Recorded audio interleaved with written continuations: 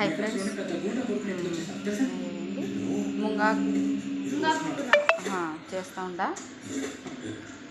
ఏమేమి వేస్తుంటా, పల్లీలో చేస్తారు కదా, సేమ్ ఇట్లే టేస్ట్ వస్తుంది. నేను చెప్పేలాగా చేయండి. కొంతమంది చేస్తారు కదా టేస్ట్ మామూలుగా వస్తుంది. నేను చెప్తాను, పల్లీలో చేస్తారు కదా, పెద్దమ్మల్లో చేస్తారు కదా, సేమ్ ఇట్లే వస్తుంది. చెప్తాంట చూడండి, ఓకేనా. మనం దానికన్నా కొబ్బరి చట్నీ చేస్తూ ఉంటాం. సంతాన్ని తీసుకొచ్చి రోజే కట్ చేసి బాయిల్ చేసి పెట్టాలి పక్కన. ఇది కొబ్బరి ఫ్రై చేసుకోవాలని ముందు కొంచెం జీలకర్ర, చింతపండు, ఇది వద్దుపప్పు,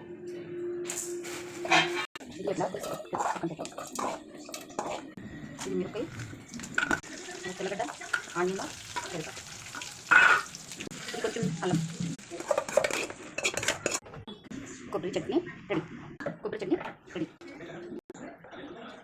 టమాటా, తెల్లగడ్డ, ఆనియన్, పచ్చిమిరపకాయ, చింతపండు, జీలకర్ర, మెంతాకు, ఇది పప్పు,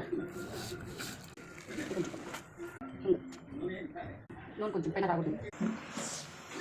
అన్నం పప్పు చేసేసంలో గ్యాస్ అయిపోయాయి. గ్యాస్ మార్చాలా చూడండి, ఏం కష్టం.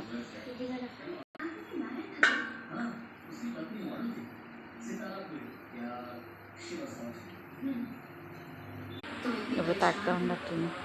అన్నం పప్పు, ఇప్పుడు కొబ్బరి చట్నీ చేసేసిన, చెప్పేసిన రెసిపీ.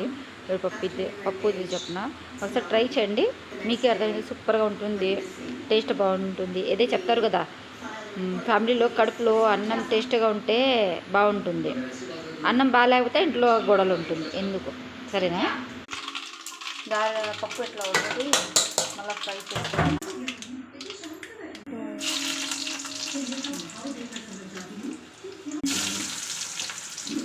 ఎంత వేస్తే ఎంత బాగుంటుంది టేస్ట్.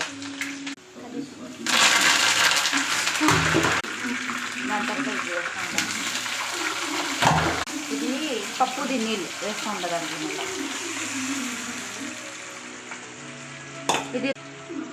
ఇది రుద్దిన తర్వాత ఇది దాంట్లో వేసేస్తాం.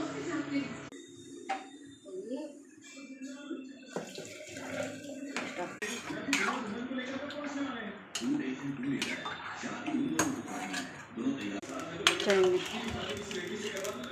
ఎట్లా ఉంది, సూపర్గా ఉంది. ఇట్లా మీరు ట్రై చేయండి, హైలైట్గా టేస్ట్ ఉంది. ఇక్కడ పప్పు రెడీ, ఇక్కడ అన్నం రెడీ, అన్ని బోకే కడిగేసిన. ఇది కొంచెం ఇప్పుడు చేసినా కదా, ఇది బోకే. మీకు చెప్పిన కదా రెసిపీ అన్నీ ఎట్లా చేయండి, మళ్ళీ ఒకసారి ట్రై చేసి చూడండి, ఎంత హైలైట్గా ఉంటుంది. పల్లీలో చేస్తారు కదా, సేమ్ ఎట్లే టేస్ట్ ఉంటుంది. కొంచెం ప్రాసెస్ ఎక్కువ చేస్తే బాగుంటుంది.